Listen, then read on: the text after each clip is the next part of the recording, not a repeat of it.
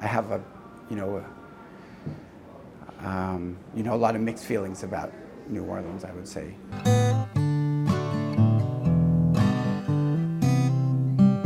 I didn't want her to go back there. New Orleans was a magnet. Helen could not be kept away. Was it fear, or was it that you didn't want her to go? Both.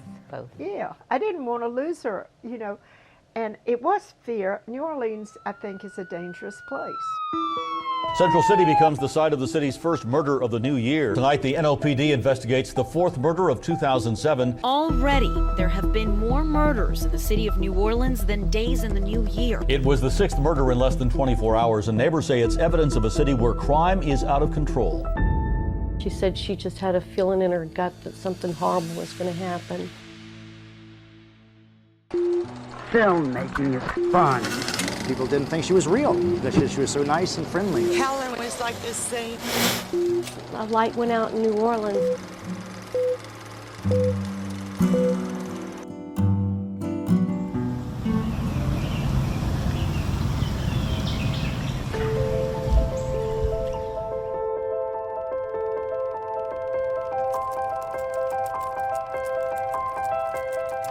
I'm Becky Lewis from Columbia, South Carolina.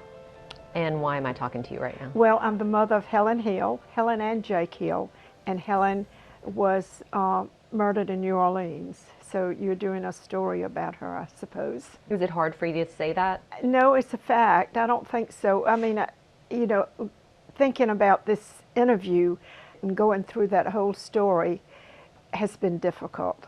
I didn't know Helen Hill, but I wish I did.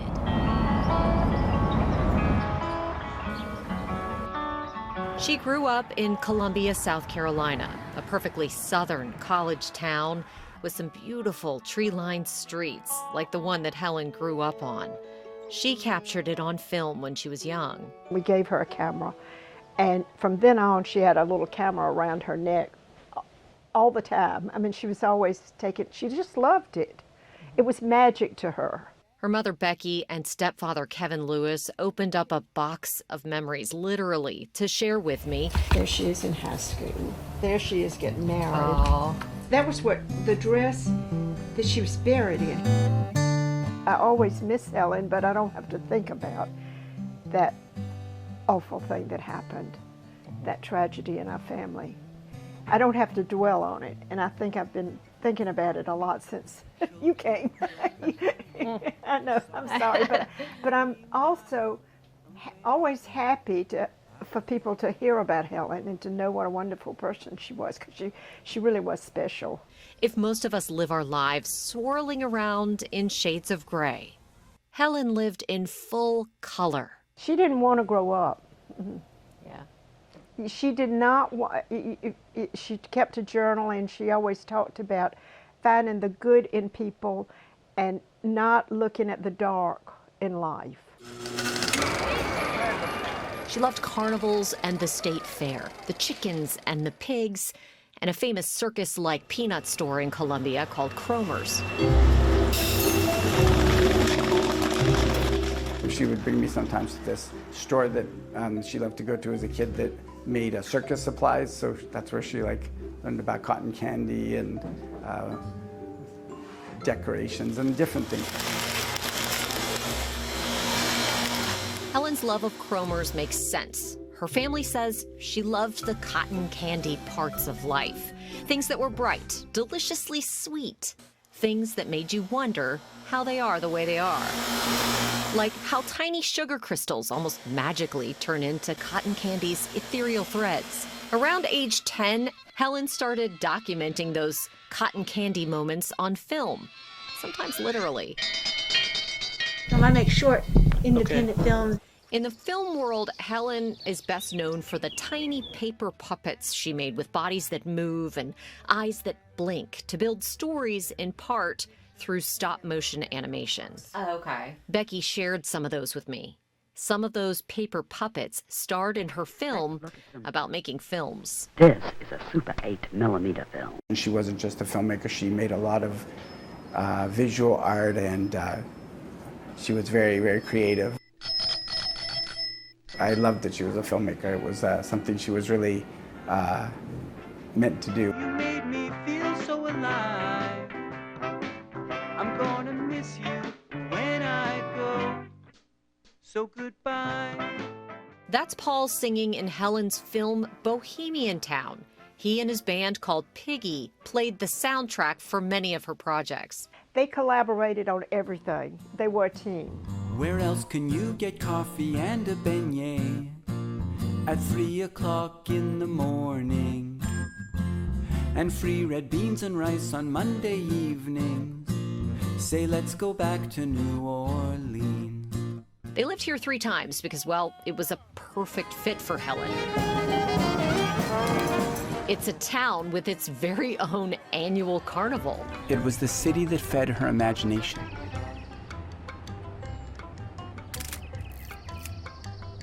Helen loved New Orleans. Most but not all of Helen's films are bright and happy, like she was. She definitely liked to, explore more serious issues in some of them too. So she made a beautiful movie about her grandfather who died. Later, when we finally did lose him, my brother spoke at the funeral. When I was 6, Pop built a 3-foot-high tightrope in the backyard. He drove us and other kids around the neighborhood in a 2-seater tandem bike, which to us may as well have been a rocket ship. That rocket ship sent Helen and Paul off on their life together at their first of 2 wedding ceremonies, the one at the University of South Carolina's campus chapel. When she got married, it was a wonderful wedding, and we went over to the reception. And here come Paul and Helen with that big white tablecloth dress on, barreling across in my father's tandem bike. It was just amazing. You remember that, Kevin? And she had that big dress on and coming across the horseshoe. So that was a really nice surprise because my father had recently died. That big white tablecloth dress, as Becky calls it, one Helen begged her mother to buy her in high school, so expensive that Becky made her promise she would get married in it one day. Throw in her bouquet. And she begrudgingly did. In her tablecloth Laura Ashley dress. Laura Ashley dress that I paid a fortune for, that she didn't want to wear again, but I made her. While Paul and Helen left their traditional Columbia wedding as man and wife, they left their New Orleans wedding as pigeon and chicken. Their New Orleans friends, Sherry and Bergen, tell that wedding story the best. We weren't there for that wedding, but they wanted a New Orleans wedding too. I had made a very, it wasn't beautiful at all. It was actually quite ugly. I made a chicken outfit because it was a factory farm chicken for one of the Earth Days. I wore it on Earth Day, but Helen loved it and she wore that. She wanted that to be her wedding dress. This is their New Orleans wedding picture. Paul was always really neat. That's why he has a business suit on. And Helen was always really wild. That's why she has a chicken outfit on. We all dressed up in various costumes and paraded through the French Quarter. As soon as it got dark, we walked down to the moonwalk, and they set up a little podium, and the wedding was officiated at the moonwalk, on the steps of the moonwalk, there by the water, and was officiated by Michael Gump dressed as a denim dog, who never said a word, he just barked. That was it.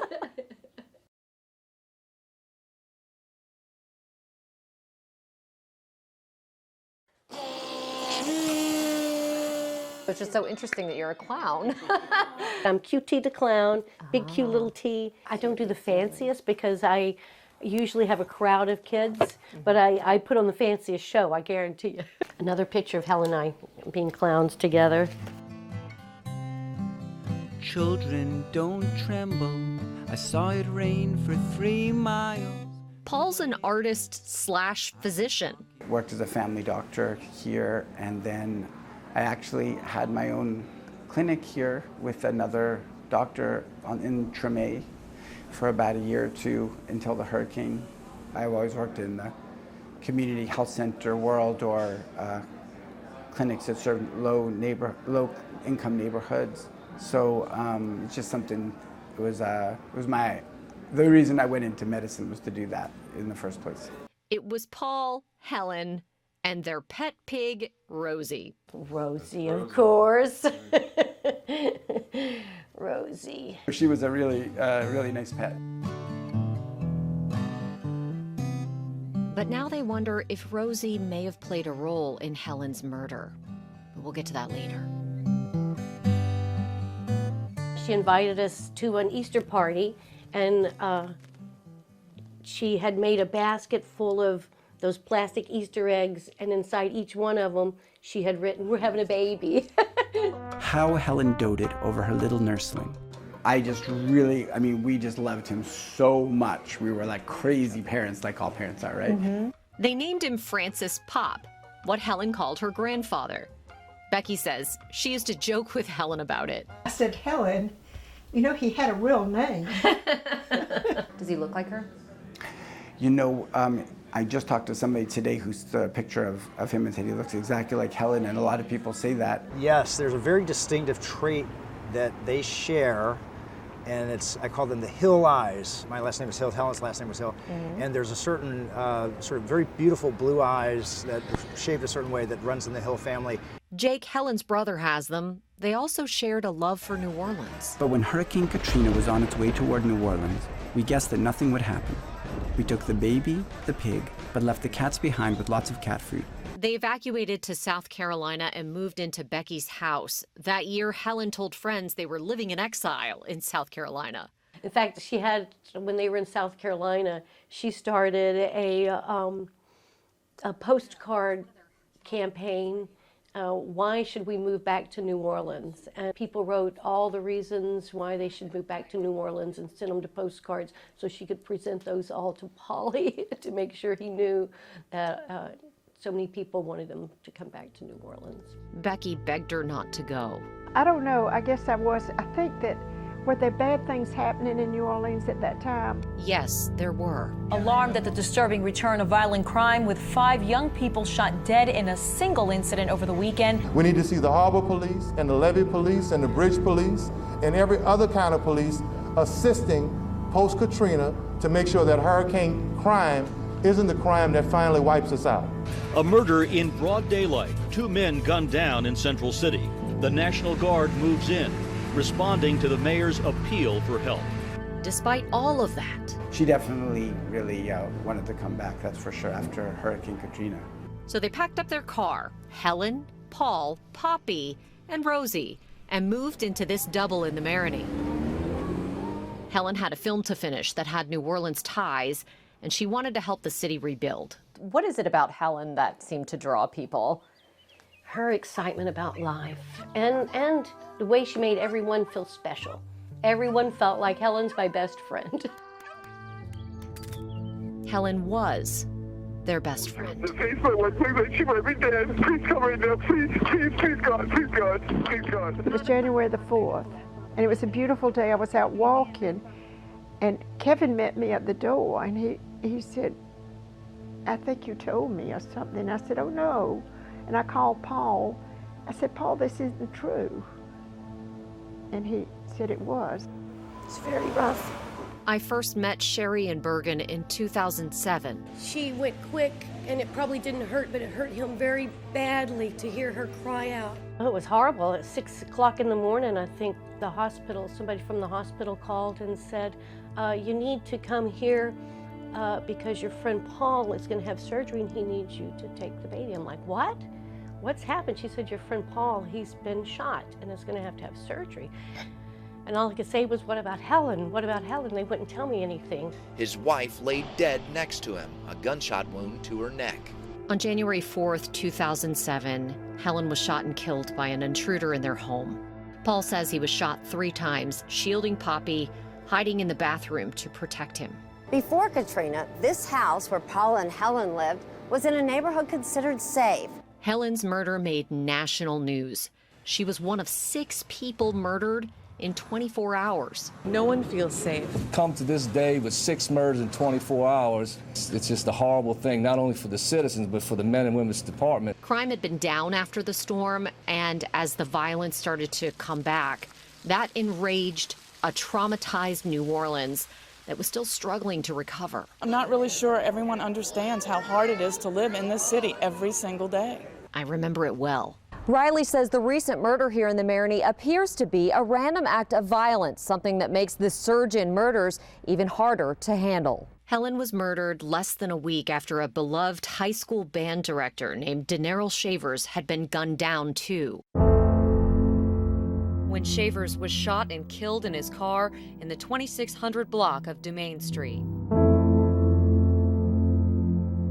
Helen was gone. Daenerys Shavers was gone.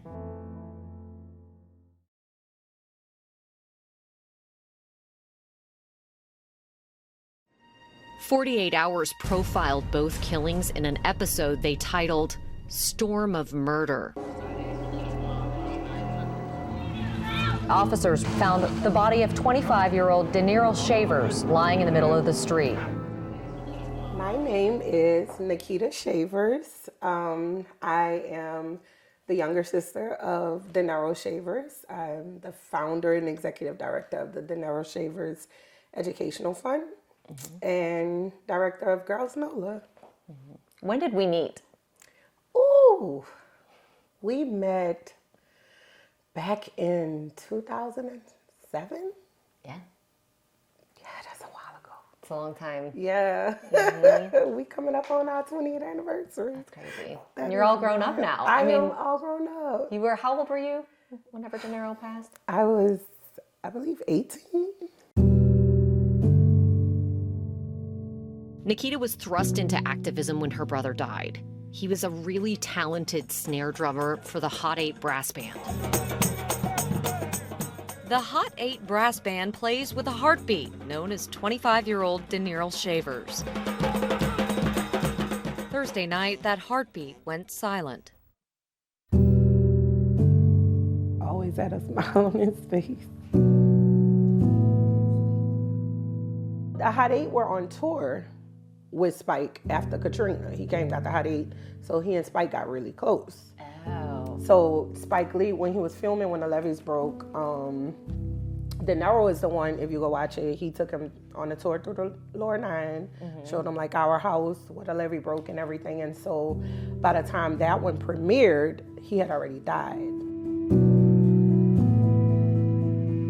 At the time of his death, Daenerys was working to help kids find an outlet other than violence. As the band director at Rob Wayne High School in downtown New Orleans. I really wish I had known him too. I was just 3 months on the job as a new reporter at WWL-TV, covering a city that was a fraction of its pre-Katrina self. But that sliver of the old Crescent City was preparing to raise its voice louder than ever before about wanting the bloodshed on the streets to stop. And a massive protest march, the historic March on Crime. I'm here to tell you today that we are taking a stand.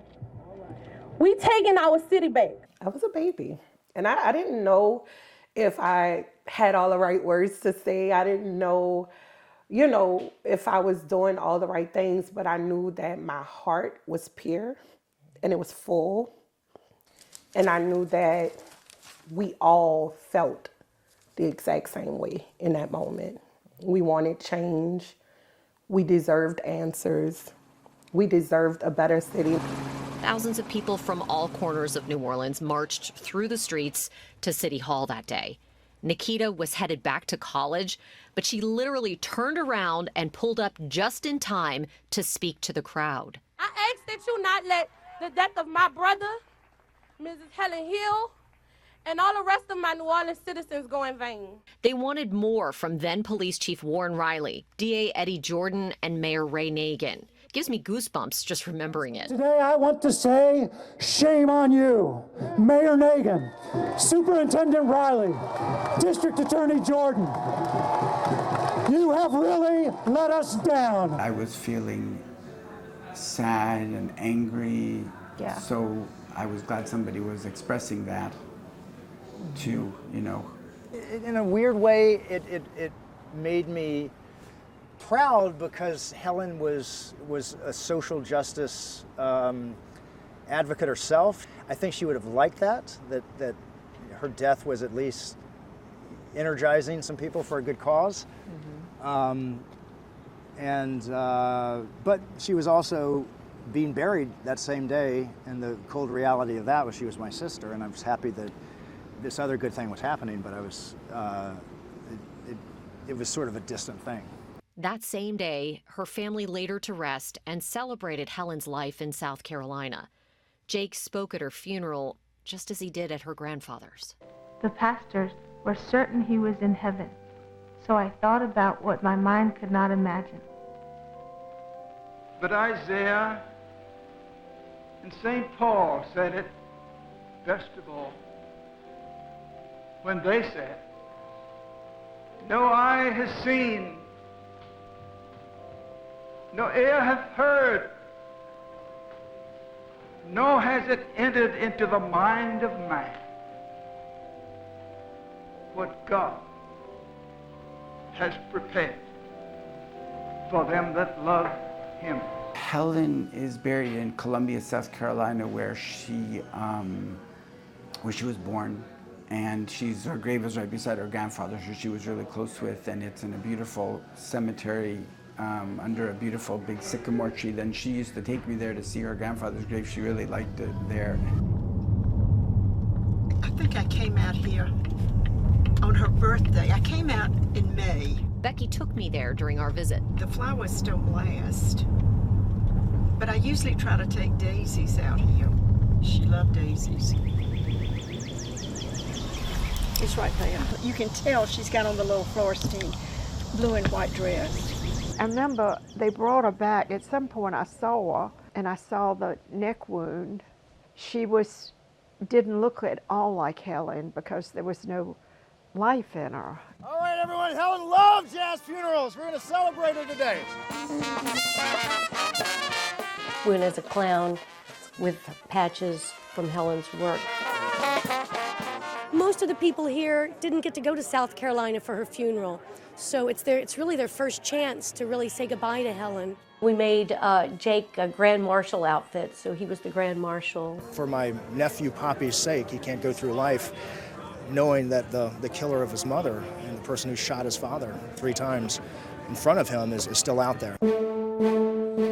19 years later, the investigation is ice cold. When did you first get a sense that it was going off the rails? I think it was the moment that Paul was accused of being uncooperative. And it was a direct quote by a senior member of the NOPD in the press.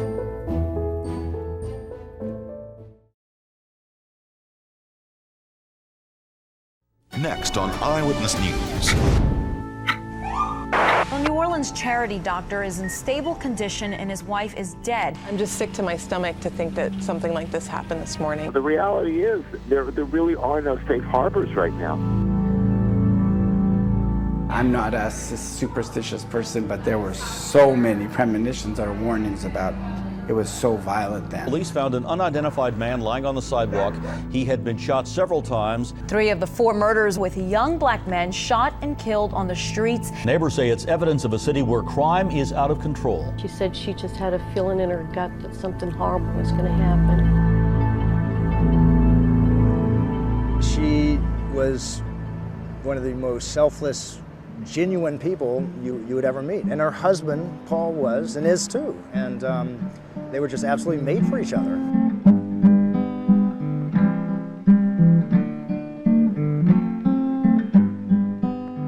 And that's why it was just so utterly disturbing that of all the people in the world who imply that Paul Gay Lunas, my peaceful brother-in-law, that he was somehow or the other being accused of having something to do with it. It was horrifying.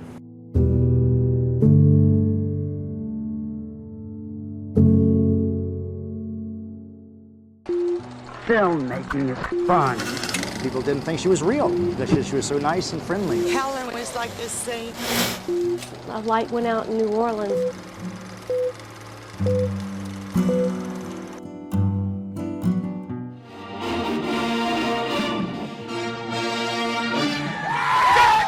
I think it's a good good thing that the Sugar Bowl is back. For the first time since Hurricane Katrina, Sugar Bowl fans are back in the Superdome tonight.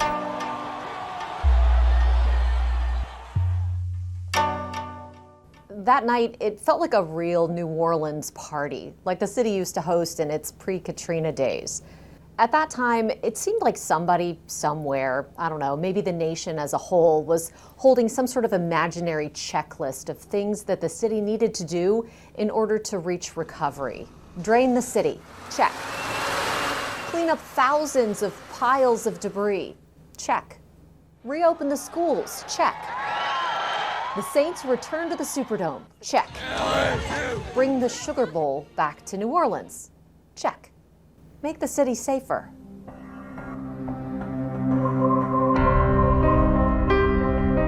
We know it's difficult out there. We know that there's lots of frustrations and fears.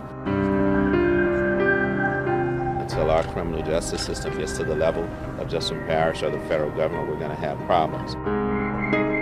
The Sugar Bowl's return to the Superdome was a big deal for the city, and as an LSU grad, the Tigers' win that night was a big deal for me.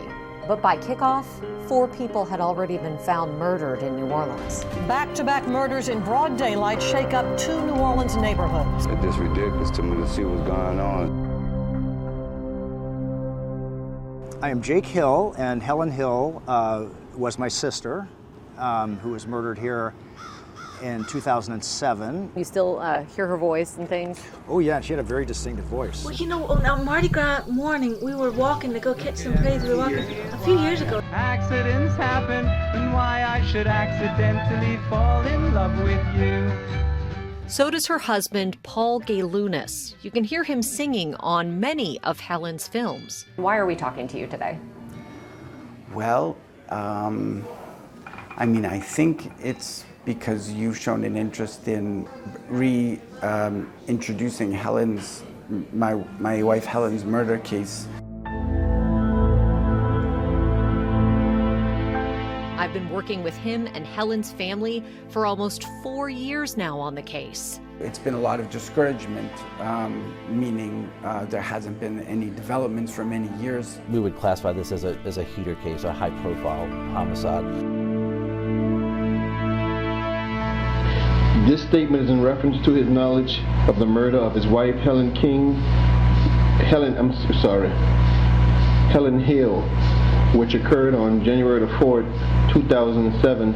That minor mistake was just a slip of the tongue by NOPD Detective Bernard Crowden, one of several detectives to work on the investigation through the years. That little slip was really insignificant, but there were several big mistakes made in this investigation that the public has never heard about until now. Some were human errors, others the result of a crippled criminal justice system Hurricane Katrina had handed them. At this time, would you please go into your knowledge of the incident that happened in your house on January the 4th when your wife was shot and killed? Well, I think around midnight, around 8 o'clock, my baby went to bed in his bed, my 2-year-old baby, and my wife and I went to bed in our own bed around midnight. The Sugar Bowl party was winding down nearby in the French Quarter. Paul and Helen's neighbor around the corner was leaving early for his bartending shift at the Golden Lantern Bar. He gave this formal statement to police 5 years after the murder. The street was quiet. There was nobody anywhere. I exited my front door, and as I was turning from the door, I heard what I would say was this blood-curdling animal noise that was a scream. I understood what blood-curdling meant then because it literally made my hairs rise. It was this horrible noise. Helen's unique voice, her screams, might have saved Paul and their son Francis. I was just awoken to the sound of Helen calling me. Screaming, calling, saying, "No, please don't hurt my baby. Please go right now."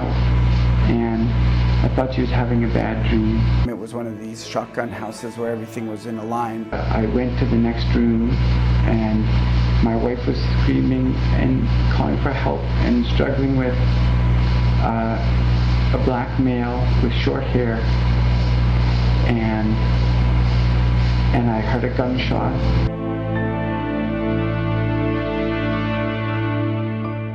I went to go get Francis, and because he was either asleep or awake, I don't know, and then I heard gunshots, and then I grabbed him, and I think I went into the bathroom to hopefully hide. Decided to try to hide in the bathroom and crouch down in the corner and protect my baby, my 2-year-old baby. And I held him in my arms, and I tried to be quiet, and he was screaming though. I saw a black male walk towards the bathroom, and maybe about 5 feet away from me. He didn't say anything, he just held a gun towards me and the baby and shot.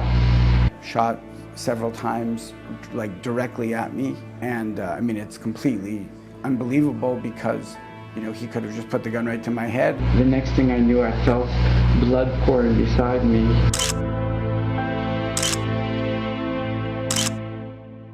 I don't know if I was playing dead or something like that, I think, and I just waited for a long time, and I knew there was blood, and I didn't know if it was Francis or me. I felt maybe my hand was injured, and I was hoping my baby wasn't shot. And I was trying to calm him down so he wouldn't make noise. I finally got up and saw that the back door was open, which was close to the bathroom, and I closed it and locked it. This is the police department, 164. I called 911 and I ran up with the baby to see Helen and to tell 911 what happened. There's been a shooting at 2444 North Rampart Street. My wife, me, my baby might be hurt. Quick. Helen was lying on the ground at the front of the house, and she wasn't breathing, and there was a pool of blood beside her head. My wife might be dead. Please come right this instant, please. I thought about giving her CPR, but they were talking to me on the phone on 911. And within a few seconds even, it didn't seem long at all, I heard a knock on the door saying the police would open up. And I asked the officers to try to do CPR, and my wife, and they said the ambulance was coming. The doctor, a lifesaver, could not save his wife. The coroner, a representative himself, and the autopsy report died immediately, the nature of the wound. And Paul could not have done anything, but he's a physician, and he maybe thinks he should have done more.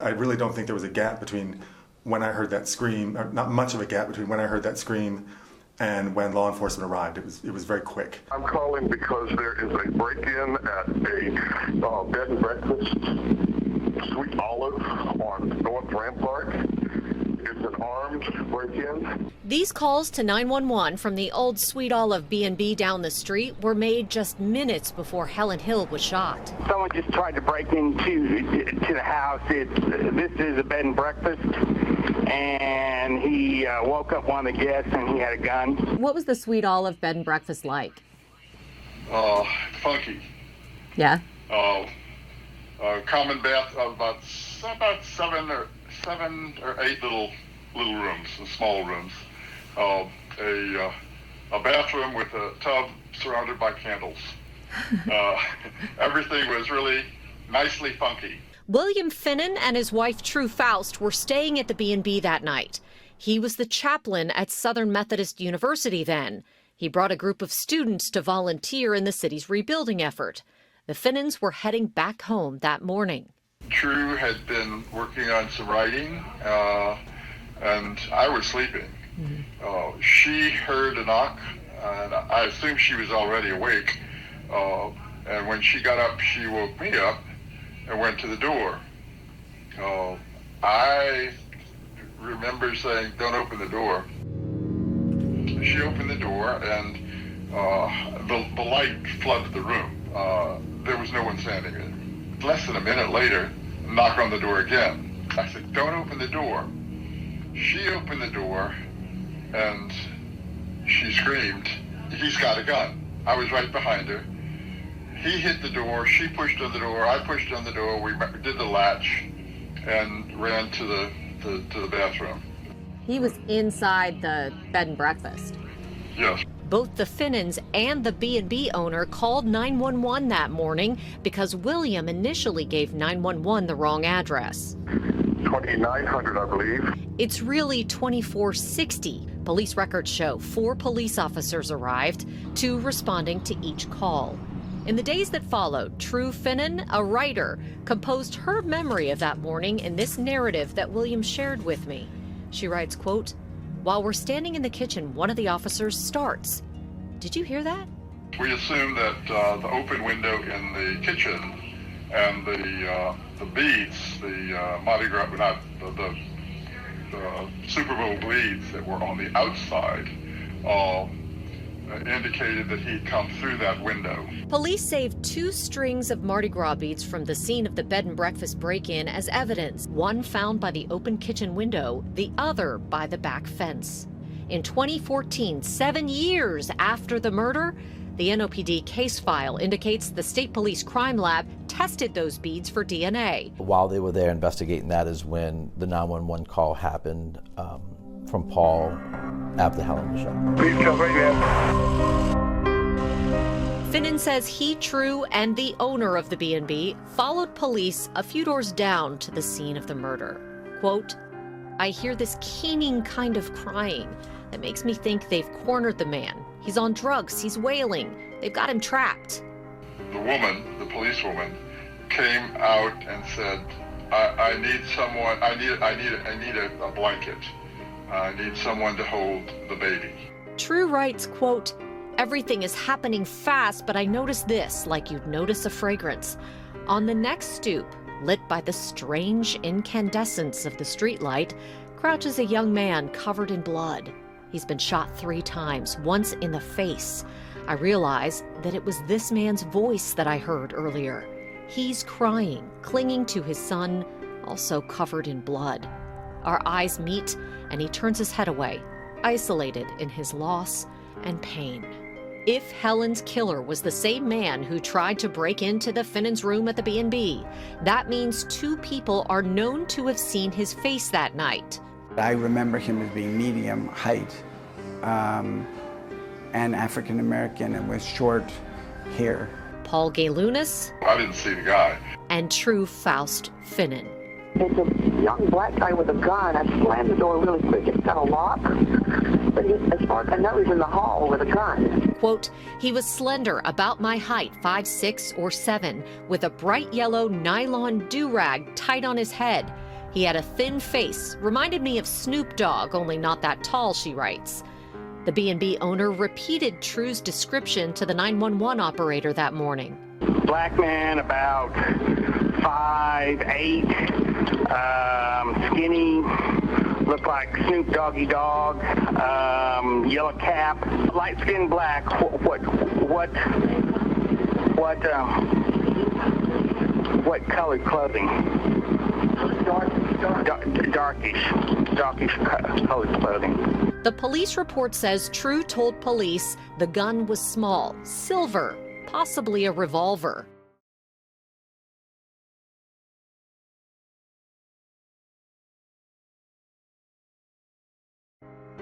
Crime scene techs recovered 4 projectiles at the scene of Helen Hill's murder.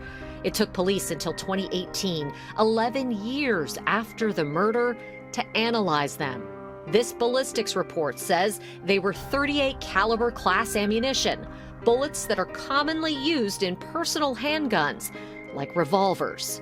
After the intruder shot and killed Helen, Paul says the intruder turned the gun on him as he hid in the bathroom with Frances. Yeah, I was shot in the hand and in the arm, and somehow, I don't know if it was some kind of ricochet or something, but here in the face too.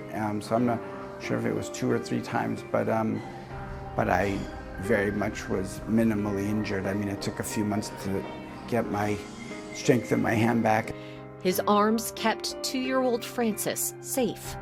Paul spoke with police at the scene, then an ambulance took him and Francis to the hospital. Surgeons operated on the doctor's gunshot wounds.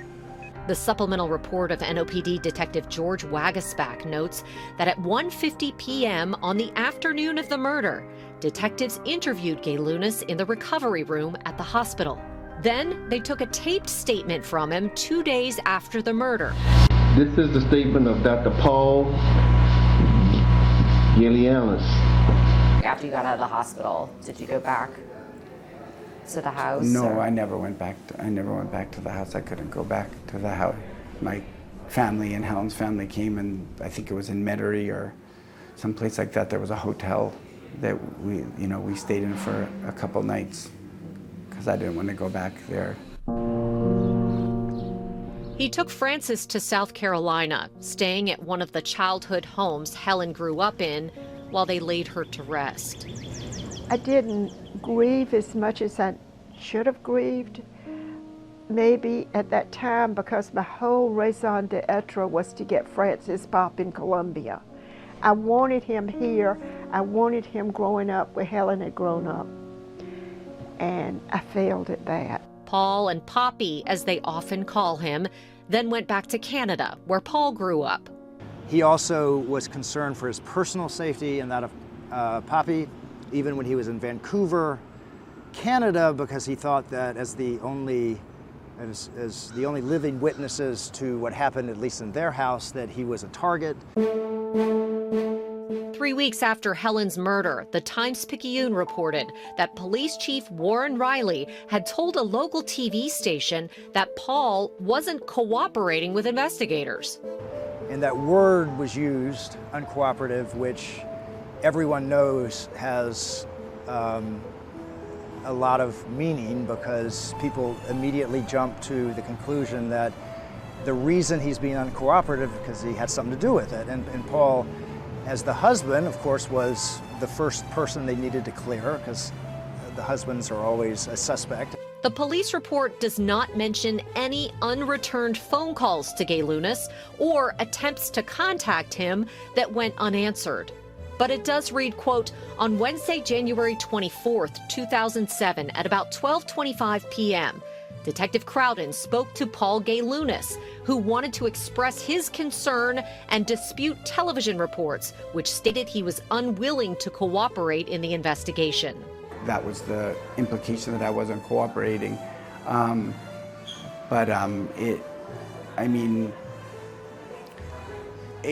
don't remember engaging with that other than to call them and say, I'm sorry, it took me so long to get back to you, whatever I can do, I'm available.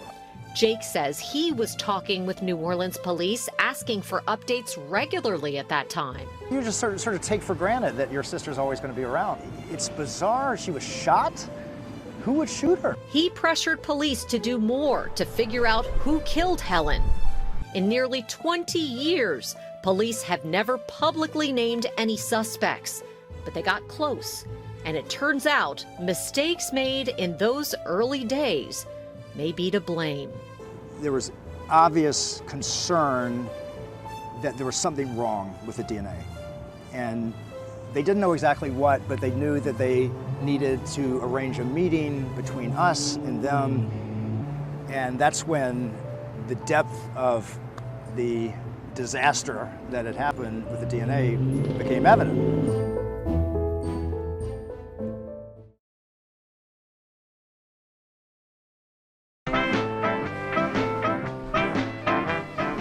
You guys had a pig. That is true, yes. Rosie, of course. Rosie. We were both vegetarians, and we kind of always thought it would be kind of funny to have a pig as a pet. I've got a sweet picture of her holding Rosie when Rosie was a baby. And Rosie was just like this big, and it was like a little doll baby, and Helen just thought she was the sweetest thing in the world. Filmmaking is fun. People didn't think she was real because she was so nice and friendly. Helen was like this saint. A light went out in New Orleans.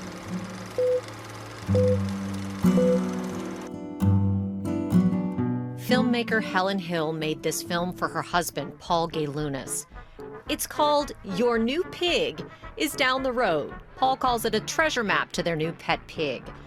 Over the years, they had two pigs, Daisy and Rosie. The pet potbelly was a walking, snorting sign that the artsy young couple fit in perfectly in their quirky Marigny neighborhood. It was Helen, Paul, their 2-year-old, Frances Pop, and Rosie. We always thought it was the pig's fault. I remember Jake saying, I hated that pig. Gaylunas told police that the front door was locked. He had to find a key to open it up. I gotta get a key. Where's that key? Where's that key? Where's that key? I went back to my pants and found my keys in my pants pocket from the night before, and I went and I opened the door. By that time, the police were yelling, open up now. And I opened up the door, and they told me to get out, and I sat on the stoop. Helen's body was right inside that locked door. That's where Paul remembers seeing her struggle with the intruder when the gun went off the first time. We recreated their side of the double using NOPD sketches made by crime scene technicians. The front door on Rampart Street was the locked door. Their side of the double is shotgun style, so you could walk through the living room, into the office where Helen made her films, a bedroom, and another bedroom before getting to the kitchen. The crime scene photos show that's where Rosie regularly slept, on a pet bed in the kitchen. From there, the bathroom where Paul says he was shot, crouched down, cradling Frances, is in the back corner. A door next to that led to the laundry room, and another opened into the backyard. I remember the door between the laundry room and the kitchen being open, but I don't think I looked at the other door, so I don't know if it was open or not. Would your wife have any reason to open that back door late at night? Rosie. Rosie sleeps in the kitchen, and Rosie sometimes starts making these kind of snorting, honking sounds early in the morning. Sometimes it's in the middle of the night, sometimes it's early morning, and she wants breakfast, and sometimes she has to go out. I noticed a large ramp in the backyard. So is it a common practice for you or your wife to wake up early in the morning and let the pig out? Yeah, probably every night or second night. I know it sounds strange or silly, but I had a very mixed feelings about Rosie because I always felt like maybe Helen was taking Rosie out when Helen, in the middle of the night, outside in the back, when someone came into our house. Police think it may have been the same armed man who broke into a bed and breakfast 4 doors down a few minutes prior. If that's true, a guest at the B&B named Trufaust Finnan got the best look at him. It's a young black guy with a gun. The break-in at the bed and breakfast wasn't the only reason police were called to the neighborhood that morning. A block and a half down North Rampart from Helen Hill's house at 9:23 a.m., the residents of a condo reported a man about 20 to 25 years old was trespassing on their roof and in their yard. He was wearing a navy blue hoodie and jeans. Police set up a perimeter around the area and found 30-year-old Chancellor Atlow walking in the neighborhood nearby. They booked him for allegedly trespassing. Detectives took him into custody a month later, on March 2nd, to question him about Hill's murder. The FBI also administered a lie detector test. The following is the statement of Chancellor Atlow. We condensed his tape-recorded statement to the NOPD for time. Here are the highlights. Got my son up January the 4th that morning. We got ready at about 7:22. We left out the house. We went on St. Roch and Villeray to where the school bus picked him up at. Got a call from Maurice Rendon just telling me he was close around. Told me to be waiting outside, he'd be passing through. He come through no later than 7:45. We went to McDonald's on St. Claude and Franklin to have breakfast. I made me a stop at the poker machine on St. Claude.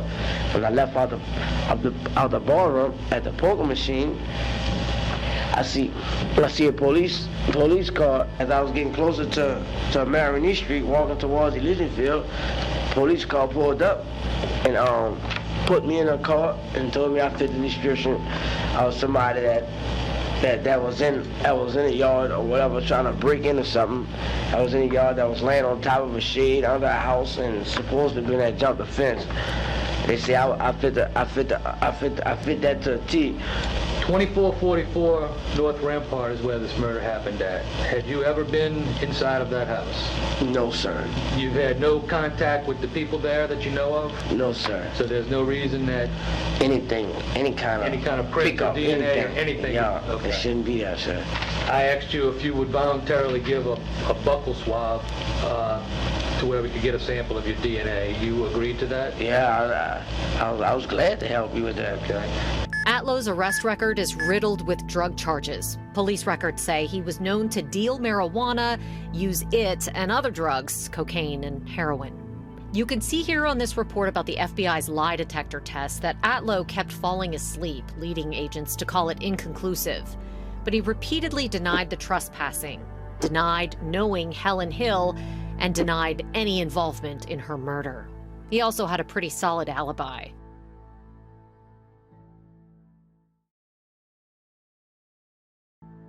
When I saw him in the front struggling with my wife, I saw what she was wearing, and I saw her skin and her hair, and I saw a dark figure struggling with her, so I know that there was some light in there, but in the back, I think the lights were off in the bathroom and probably in the kitchen too. I didn't see much detail, and I didn't have my glasses on. You mentioned to police that you didn't have your glasses on that night and you couldn't really see. But I remember him as being medium height and African American and with short hair. Yeah. Short, not shaved, but short hair. Maybe shaved on the sides, but that's my memory. Paul told me he thinks he would recognize the man if he saw him again, but he's not sure. That would leave True Faust Finnan to identify him by sight. The Finnans met with a new detective on the case, Willie Urban Bush, in New Orleans in the fall of 2007. He gave the family hope. There was one in particular, Detective Urban Bush, that I think really took this case very seriously and uncovered a lot of things that had not been done, that should have been done, and worked it very hard. I talked with Bush by phone about the case 4 years ago, and initially he agreed to do an interview about it, but later he stopped responding to my calls and my texts. Bush and the other detectives who worked the case never developed a sketch of the suspect from True's memory, but a detective who was investigating the B&B break-in did send True 6 booking photos, a lineup, for her to review that included Chancellor Atlow. A lineup in that case was done.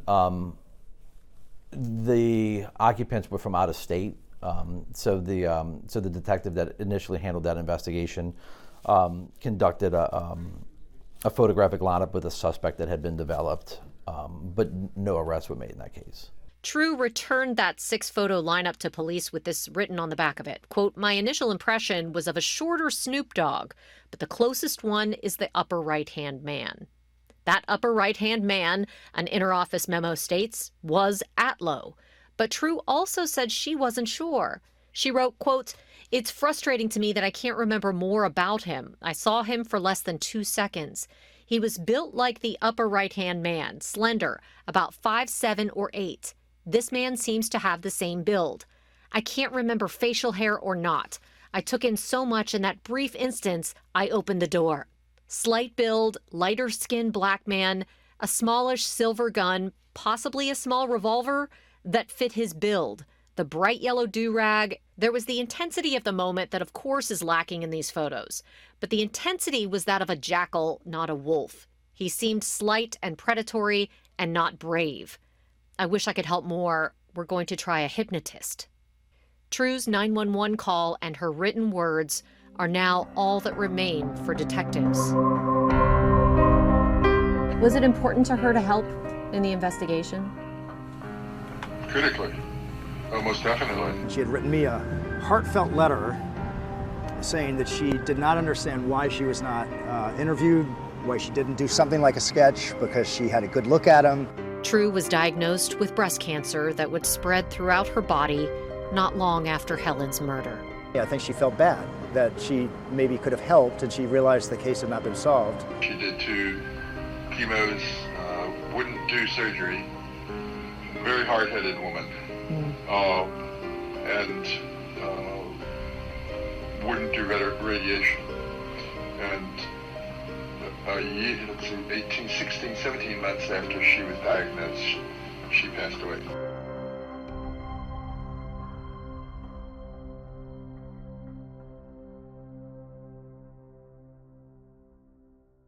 Over the years, police interviewed the people who provided Atlow's alibi to check his story. They backed it up. Near Music and North Villery Streets this morning, police say an unidentified 37-year-old man was found shot to death on the sidewalk.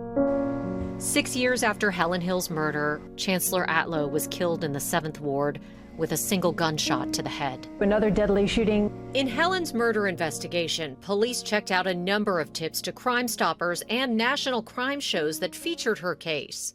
Police checked out possible suspects named Fish and Noki. They ruled out rumors it was one of Paul's patients. He worked as a doctor at a clinic he started for the poor. Rumor was Helen's killer was looking for drugs. At the very least, I want to say maybe 6 people developed based off of, a lot of it was Crime Stoppers tips. In late January, 2 calls to Crime Stoppers in particular caught detectives' attention about a man named Pedro Shepard and his sister Peggy.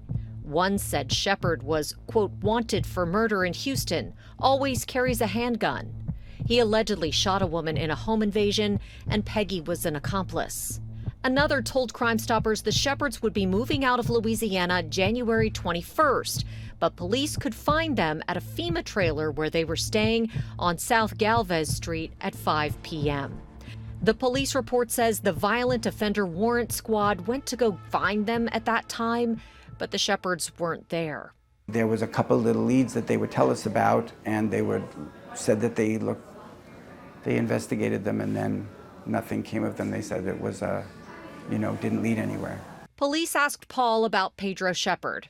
These are booking photos of Shepard from around that time. They would ask me to talk to Paul if he knew a certain individual, and I don't think any of those leads panned out, but yeah, there were names.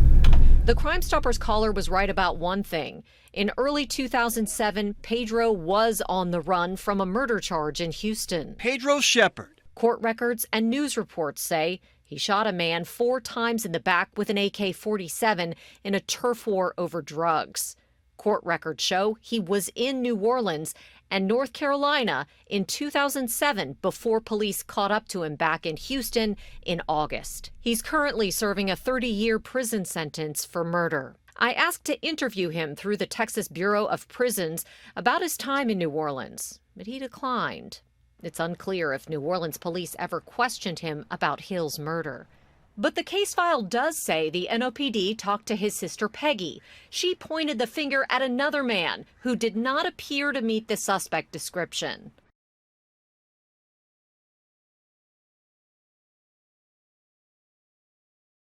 Forensics or an eyewitness is going to be the only thing that solves this case. New Orleans police hardly used DNA to prove murder cases back in 2007 because the NOPD crime lab, a fully functioning DNA lab, was destroyed in Hurricane Katrina.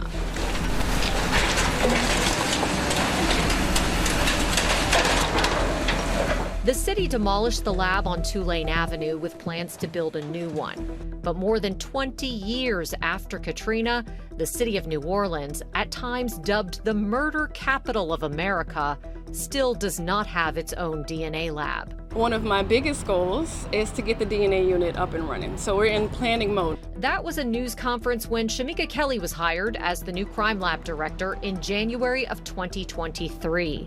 The NOPD's crime lab had just started moving into a new $25 million building behind the criminal courthouse. But problems have plagued that building since the new crime lab first opened its doors. Every DNA case that we're working right now is a rush to somebody. Since 2007, New Orleans police have relied on other public labs, like the one run by the Jefferson Parish Sheriff, private labs, and the Louisiana State Police Crime Lab in Baton Rouge for DNA testing. I found that in 2007, of 209 murders recorded that year, records from Louisiana State Police revealed the NOPD requested DNA testing on just 3 of those murder cases. While all murder cases do not require DNA testing, criminal justice experts say that number is low. One of the cases tested was Helen's, and there was a problem with it.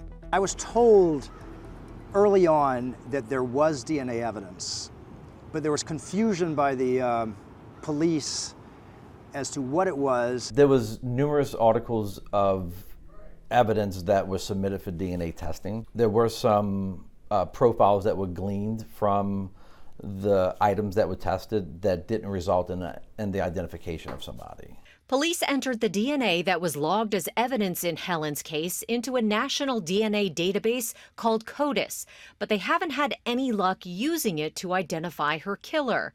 And there's a reason for that. There was some mix-up in Helen's own fingernail swab.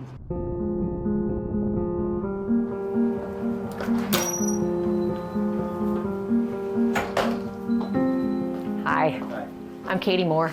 We traveled to Brandon, Mississippi to ask a DNA expert to look at the analysis done by Louisiana State Police on the DNA from Helen Hill's case. My name is George Skiro. Ballpark, how many murder cases have you worked on? Approximately, I'd say about 3,000. It's a lot. Yes. And you used to work in New Orleans? Yes, I used to work at the Jefferson Parish Sheriff's Office Crime Lab. I asked you to review a case.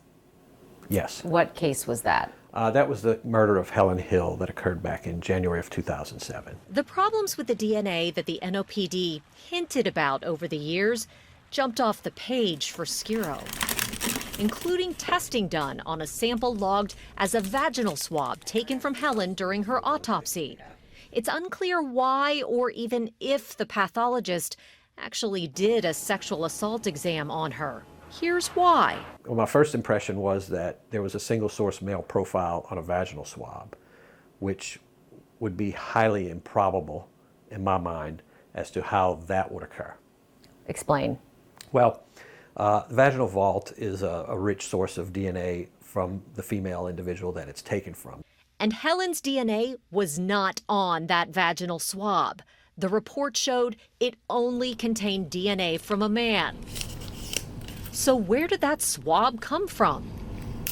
And that wasn't the only problem Skiro found. Well, again, the fingernail clippings were also, looked like that Ms. Hill was excluded from being on the fingernails. And again, if this was something that was collected directly from her body, I would expect there to be some of her, at least some of her DNA present on those fingernail clippings. And based on the results that I read, she was excluded from all of the fingernail clippings and swabs that were collected supposedly from her in this case. None of Helen Hill's DNA was found on the fingernail clippings or scrapings. That's correct. If you had to guess based on what you see in these reports, what would you guess is the problem here? My guess is that, first of all, that none of that evidence originated from Helen Hill. That would be my first impression, my first opinion. Secondly, that at some point, probably early on, someone should have gone back to see what the issue was and address it, to see if there's a way to, first of all, find the source of these items, because obviously if this was collected from someone, that may be another case that is missing evidence. The case file shows police tried testing it against DNA from several people who handled Helen's body to see if it was just contaminated. But nothing. And Helen's family would learn that wasn't the only major mistake with evidence in her case. I think that sometimes there's somebody who knows something that starts to feel some guilt, or there's someone who 20 years later gets in trouble and knows that there's one maybe wild card they have and they know who killed Helen Hill. It's too bad pigs can't talk. We had to go back to the hospital because Rosie witnessed the entire thing and pigs are really sensitive.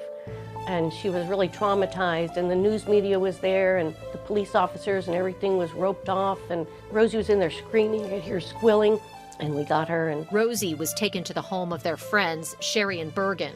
Helen was taken to the Orleans Parish coroner for an autopsy. One of 7 autopsies in 2 days. Chaos for an office crippled by Katrina, with Helen's autopsy done by a man many say worked alone, a man whose work has been called into question.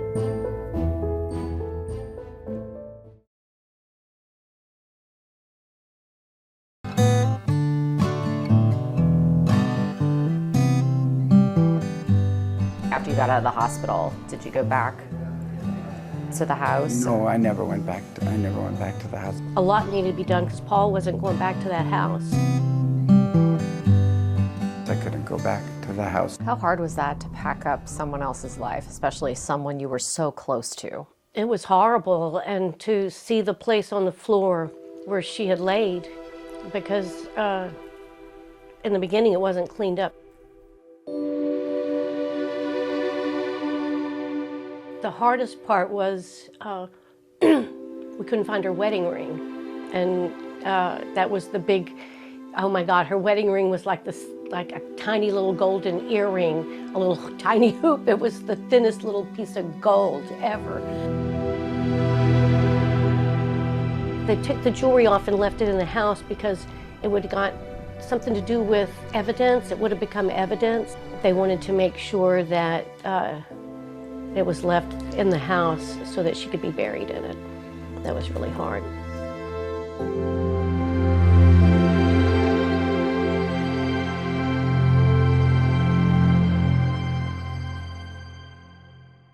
Helen Hill's body was taken from the house to the coroner's office for an autopsy. Did the mix-ups and missteps in the case to find her killer begin there? Helen's family hopes telling her story will lead investigators to figure it out. Filmmaking is fun. People didn't think she was real because she was so nice and friendly. Helen was like this saint. A light went out in New Orleans.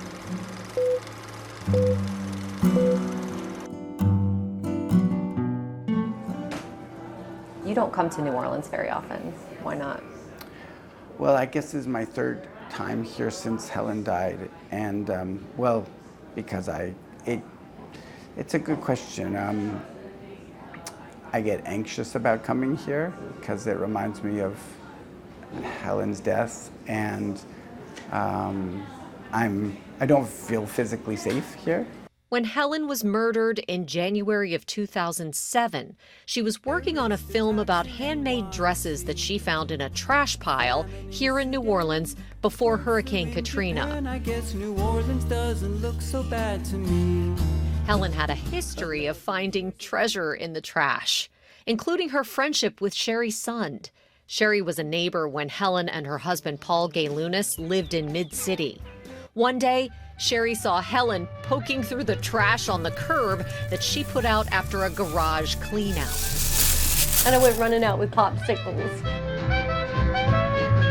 They like to have these tea parties, so they invited us to their house to the tea party, which was a couple of blocks down the street. A decades-long friendship made, treasure found in the trash. The dresses were different, really. They were all handmade, each one unique. Helen explains it. And I saw these dresses out being thrown away in this trash pile, and there were these beautiful dresses with hand sewing, real beautiful fabrics and stuff, and I took a few of them home and washed them. The seamstress was named Florestine Kinchin. She was working on this film called The Florestine Collection. It was very much about New Orleans and about race relations. She had spent 5 or 6 or maybe even 7 years working on this movie, and it kept getting interrupted by different events in our lives, like the Hurricane Katrina, because we actually had to evacuate because our house was flooded in mid-city, and so that stopped a lot of the film process. And then we had a son in 2004, and so that obviously took a lot of her energy. It was just really important to her to finish, so I ended up spending a couple years finishing it. In 2011, 4 years after Helen's murder, Paul traveled back to New Orleans for the film's premiere at the New Orleans Film Festival. And most importantly, this is where we fell in love and started our life together in 1992. Paul made it a love story about the dresses, Helen's love of them, Florestine's story, but mostly it's a love story about Helen.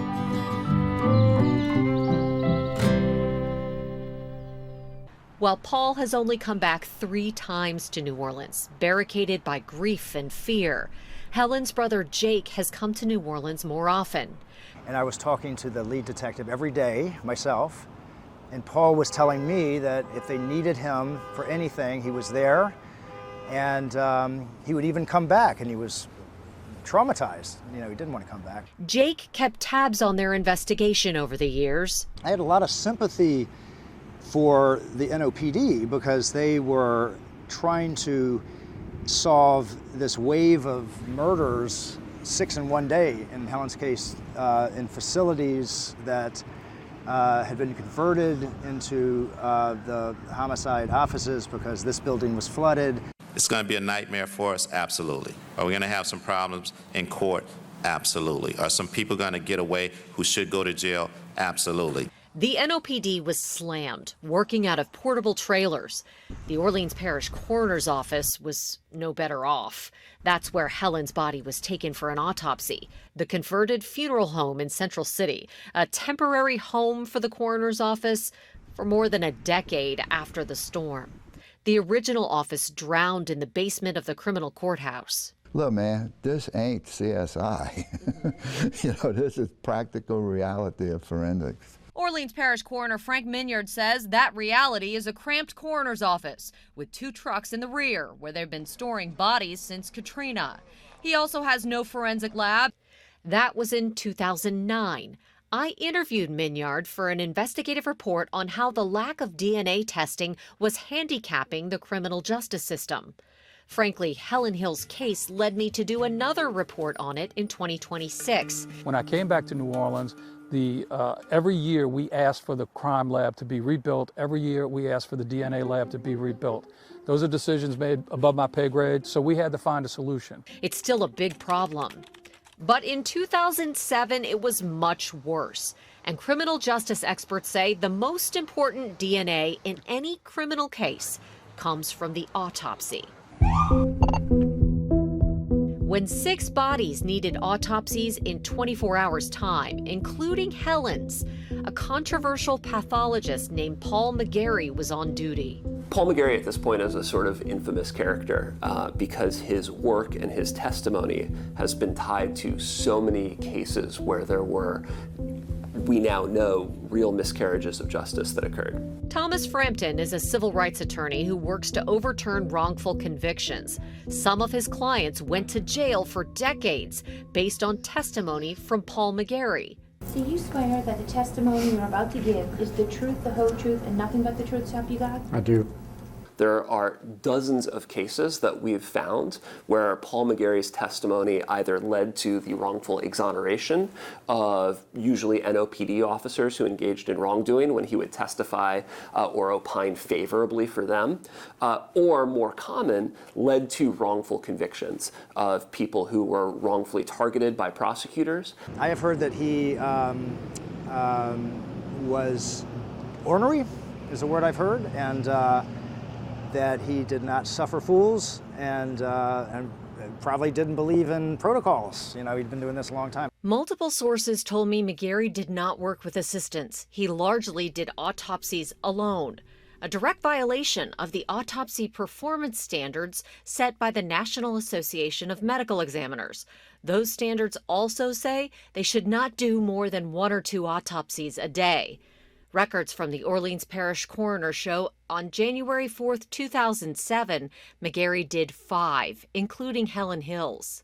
For many years, best practices that would be followed in any other coroner's office around the country simply weren't followed here in Orleans Parish. And whether that's because of caseloads being too high, having too many autopsies to perform, or just the criminal justice system's acceptance of sloppy work, that was just the norm in Orleans Parish. Helen's murder was one of the most high profile in post-Katrina New Orleans, and yet the case records are spotty.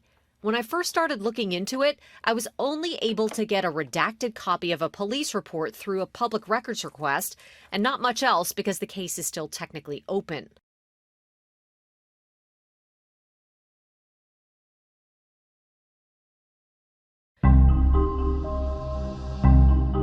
Cold case detective Ryan Oquan never really worked Helen's case, but he walked us through the police report in 2023. The FBI was brought in at some point to help out with the investigation. They were kind of embedded with the homicide unit after Katrina, kind of helping out with resources.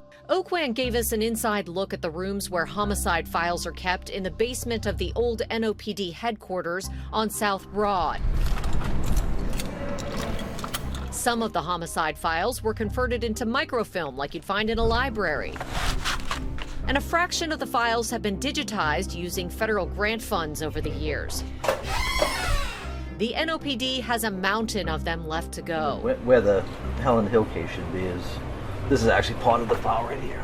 The spotty records in the Hill case make retracing investigators' steps difficult. They just didn't have the resources to do a proper investigation, and it was unfortunate that she died in New Orleans at that time because it just inevitably there was going to be things that couldn't be done. I had worked with Paul and Jake for more than a year to help them get access to the entire case file. Next of kin are entitled to it under Louisiana law 10 years after a murder. In 2022, Paul and Jake came to meet with police to get a first big chunk of the file. I thought it was a good meeting. They left that meeting cautiously hopeful that there might be some answers buried in the records. Unfortunately, Jake and Paul also got confirmation of the problems they suspected had plagued the investigation. I'm very pessimistic that anything good is going to happen. I've made my peace with that. In Helen's autopsy, McGarry concluded that a single gunshot wound to the neck killed her almost instantly. McGarry's report notes that blood and bodily fluids were saved during the autopsy, but it says nothing about fingernail clippings, scrapings, or swabs done for DNA. Normally that happens at the coroner's office. The coroner does the scrapings of fingernails or clippings of fingernails. We now know that there are serious doubts about whether the fingernail scrapings, clippings, and swabs that were tested by the Louisiana State Police Crime Lab were actually from Helen Hill's autopsy. Again, DNA expert George Skiro reviewed those test results for us. If you had to guess based on what you see in these reports, what would you guess is the problem here? My guess is that, first of all, that none of that evidence originated from Helen Hill. So what happened to the evidence taken from Helen Hill during her autopsy? Was any taken? Which case was the evidence from that police had been testing? Here's a timeline I pieced together from the case file on the evidence trail. Hill's autopsy was conducted on the day she was killed, February 21st. Detective George Wagisback, the second detective assigned to the case, calls the coroner's chief investigator, John Gagliano, about picking up fingernail scrapings taken in the post-mortem exam. February 27th, Wagisback notes he spoke with Gagliano again, who told him he needed to consult with McGarry about the evidence when he came back on rotation at the coroner's office the following week. The police report reads, quote, Gagliano also told the detective that the buccal swab, the vaginal swab, the anal swab, and the fingernail scrapings would be available to the detective. Tuesday, March 6th, Wagisback went to the coroner's office to get the evidence. Quote, the detective collected 2 glass vials containing autopsy swabs and 1 envelope containing fingernail scrapings. He then took them to the police evidence room and logged them into evidence. May 15th, Waguespack picked up an envelope from the police evidence room containing those autopsy swabs to take them to the State Police Crime Lab. Shortly after leaving the evidence room, though, he realized he didn't have the envelopes containing the fingernail scrapings, so he turned around to get them and also took them to Baton Rouge for DNA testing. On June 11th, the first sign of a problem. The crime lab calls Waguespack asking for more DNA samples from Paul and Frances. On June 15th, the report notes Waguespack updated Jake Hill on the DNA situation. When the DNA was found to be problematic, it was very frustrating and sad. McGarry was also known for what he did not do in autopsies, like take photos or videos. There are none included in the Hill police case file with the coroner's records. You need to have autopsy photographs or video if possible, ideally a second person in there to watch the autopsy so that other people can verify, confirm, or contradict what the opinions are that are being offered by the forensic pathologist. Photos could also verify what exactly the coroner's office took from Helen's body. It doesn't appear as though any police officers observed the autopsy either. I didn't find any observers noted in any of the documents I reviewed. But records I got from other murder cases that week do note observers. We found out as time went on that things were not necessarily handled in a thorough way. As thorough way as they should have. They could be a key piece of evidence in the case, even now. Paul told police he saw Helen in a physical struggle with the intruder before the gun went off. And there she was with a man kind of restraining her. The only item that I think had potential relevance was her pajama top, because he had her headlock and she was sweating, and that trace evidence, even back in 2007, was something. Experts say that physical struggle with the intruder might have left some DNA on her pajamas.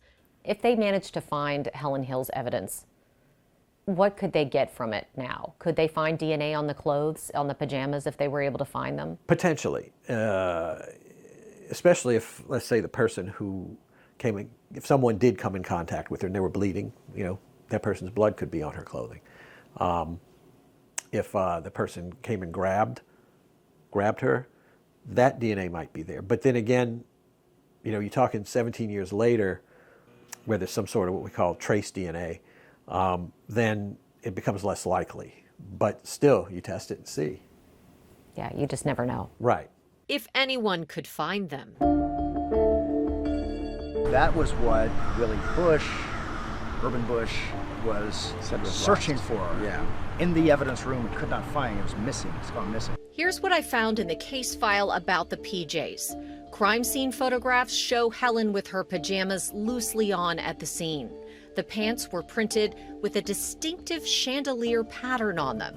Then at the coroner's office, McGarry's autopsy protocol reads, quote, dressed in a blouse buttoned in the front, pulled up to the breasts, pajama pants, white with gray and pink design. The blouse is soaked with blood at the collar.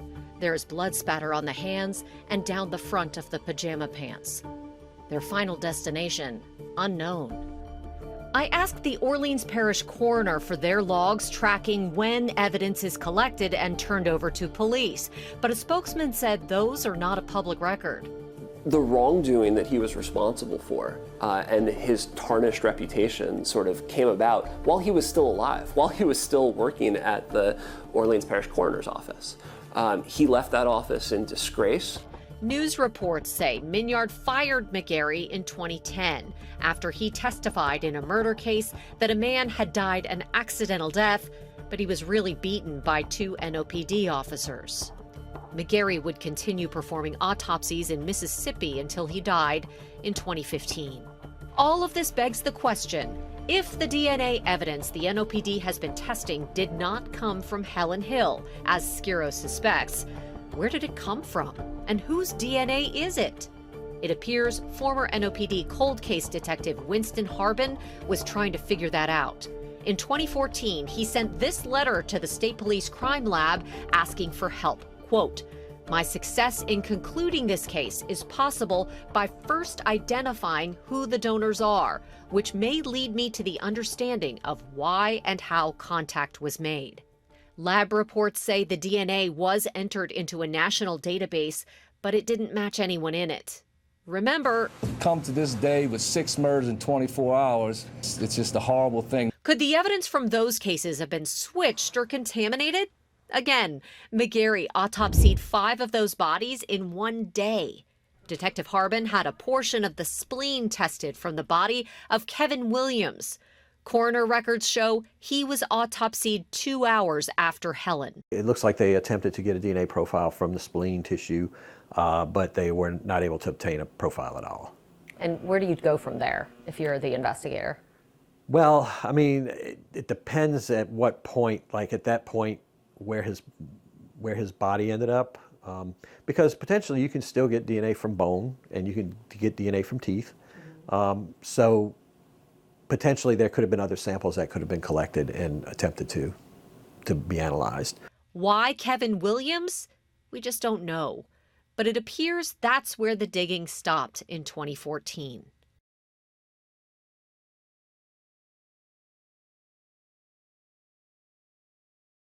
Crime is not staying put in New Orleans. It's just tragic. It was the 6th murder in less than 24 hours. Of all the cases of those 6 people killed in that 24 hours, Helen Hill, Cedric Johnson, Hillary Campbell, Randall Thomas, Kevin Williams, and Cheryl Nitsky remain open. Police have made arrests in 2 of those cases, but no one has successfully been prosecuted in any of them. Helen's case made me wonder if her evidence ended up cataloged in one of those other cases. I started looking into Cheryl Nitsky's case in 2023. The coroner will try to figure out what killed the woman whose body was found in a yard near Jackson Barracks. She was the first one found dead. She was beaten to death in the 9th Ward. I first spoke with her mother, Wendy Bolt, by phone. Just please don't let this go. You're my only hope in trying to find out who did this to her. I didn't let it go. Records indicate and sources confirm no DNA testing was ever done on the evidence in Cheryl's case to try and find her killer. It seemed like nobody cared. You know, it was just like, oh, well, you know, it's another prostitute. We're just gonna like sweep it under the rug and, you know, who cares what she did? My daughter was murdered. Murdered. She didn't, you know, just fall down and hurt herself and died. She was murdered. And I want to find out how. Police say a man checking his property on Roeder Street found the woman's body. She was lying in the grass and her body was covered with a rug. Nothing has been tested. Not the t-shirt she was wearing, not the jeans, not the blood-stained hoodie, not the blood-stained sheets, or the yellow rope found near her body.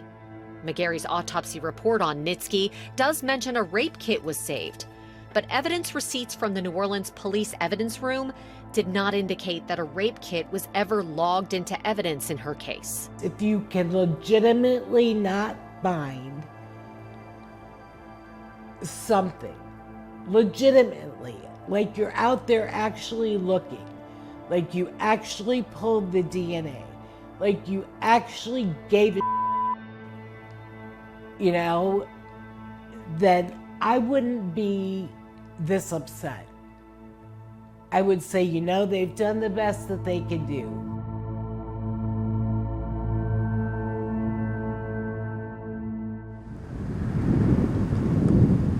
Cheryl's mother, Wendy Bolt, is desperate for answers even decades later. Makes me wonder if all of the DNA could be tested on all of the cases that week. Could police connect the dots between the evidence and the victim it belongs to? Harbin was unable to do an interview with me about his theories. Gatherings like this one are the kind of community activism that the mayor and police chief have been asking for. But now this group wants to send a message of their own. Helen's murder stuck with me over the years, as did Daenerys Shavers, that well-liked drummer and high school band director who was killed around the same time as Helen. There have been so many more murders that followed, too. 209 that year, 179 the next, more than 100 more every year after. The NOPD has investigated all of them with an extremely limited capacity to do DNA testing. And more than 20 years after Hurricane Katrina, the department's still struggling to reopen its DNA lab. Each one of those families deserves answers, including Helen's.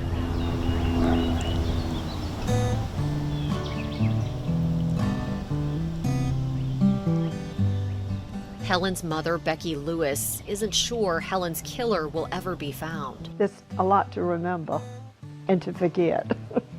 Honestly, Becky's more focused on Helen's memory, adamant that she will not be forgotten. I mean, you learn to live without her, but I still miss her, yeah. We miss her dreadfully. You know, sometimes I think I miss her more now than I did then, because I keep thinking when bad things happen, I just wish Helen were here. Yeah. Mm-hmm. What do you miss most about her? I miss her calling me on the phone. She used to call me a lot. I miss talking to her, yeah. Becky made sure Helen's words lived on with books full of treasures from Helen. She made this one for the funeral. And this one for Francis Pop, Helen's now college-age son. It's filled with all the letters Helen sent to Becky about him during those precious baby years. I've tried not to talk too much about it with him. Helen's legacy also lies in her films. I found all these dresses and they were hand sewn and they were such beautiful dresses that she made. She loved those dresses so much that Helen was buried in one. That was what the dress that she was buried in. I didn't know what to do with these boxes of dresses just sitting in my basement in plastic boxes. What am I going to do with all these dresses? Becky has a box that we don't have yet. My name is Nikki Finney, and I am the chair of the Ernest A. Finney Jr. Cultural Arts Center here in Columbia. I was in a grocery store when we started this Cultural Arts Center, and a woman rushed up to me and she told me about her amazing daughter, Helen Hill. She told me about these dresses. She told me about Florestine Kinchin, who made each one of these dresses by hand, no machine, and I fell in love. Her sense of color, she loved color. And I was haunted by the story of Helen. I was haunted by her murder in New Orleans, and I was engaged in an artistic and humankind way to make sure Florestine Kinchin wasn't forgotten, Helen Hill wasn't forgotten. Finney plans to display the dresses in the new Creative Arts Center in Helen's hometown, so everyone can learn about her and about Florestine Kinchin. There was a symbiosis between Florestine Kinchin and Helen Hill. They never met, but they were two creative women who discovered each other through these dresses after a disaster, which I find amazing. Helen had saved our lives by waking us with her screams. And that is how this story must end, an incomplete film and an incomplete life. She's grown in stature, her fame, very much since her death as a filmmaker. And that was Helen's job to me. And she was very good at it. I was fascinated by her films, but she was my sister first and foremost. A sister, a friend, a mother, a wife. Now I want to resurrect her, to mend her wounds, to take care of her. But I can't. A light went out in New Orleans. He put a light out. He put a very shiny, bright light out for all of us.